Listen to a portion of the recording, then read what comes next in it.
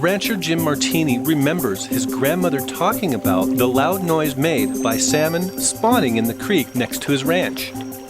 It sounded like horses was crossing the creek, so many of them. For the last 100 years, Big Springs Creek was dried up because ranchers diverted the stream to raise hay and other crops. But in recent times, ranchers changed their point of diversion to the Pahsimeroi River, converted to pivot irrigation, and water flows have been restored to Big Springs Creek. Now the fish are back, and it's a pretty cool deal, and it took a lot of effort from a lot of different people to get them back, but it's a huge success story. The Custer Soil and Water Conservation District worked on the project with the Idaho Department of Fish and Game, the Bureau of Reclamation, Natural Resources Conservation Service, the Idaho Water Resources Board, the Idaho Governor's Office of Species Conservation, and the Bonneville Power Administration.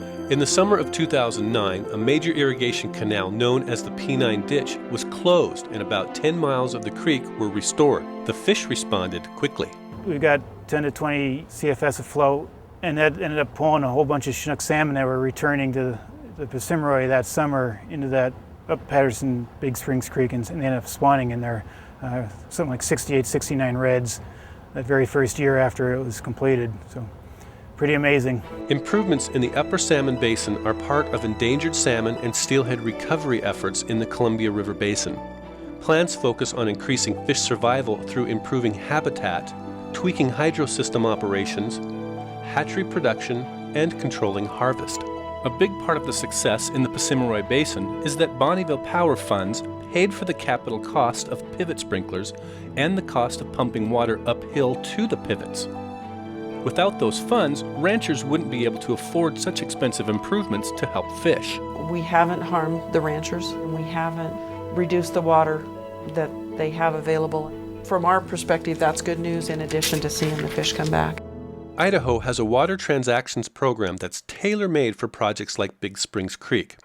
Helen Harrington explains. The Idaho Water Transaction Program actually looked at keeping the water in the stream while keeping the water right holder whole. They changed their point of diversion from the creeks down to the Pahsimeroi and closed off those diversions so the fish could access the habitat, opened up a huge amount of habitat for them. Rancher Jim Martiny says the efficiency of sprinkler irrigation has increased his hay production by 30%. We're actually raising as much hay as we ever did, if not more, by using less water. So that puts more water in the stream for the fish, and it doesn't take anything away from us. So it's kind of a win-win situation.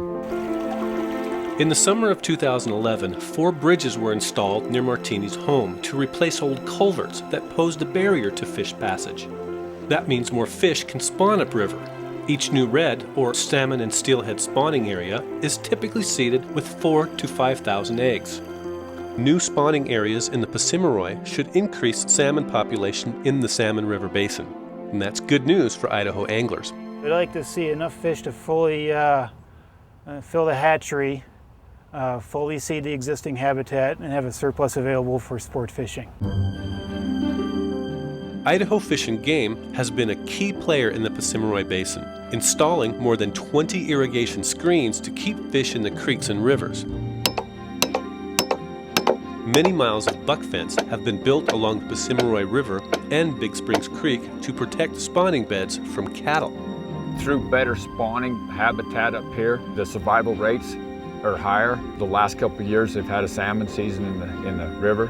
Hundreds of people come and fish for the salmon, so it wins for them. It wins for the people in town because people are staying, they're buying groceries.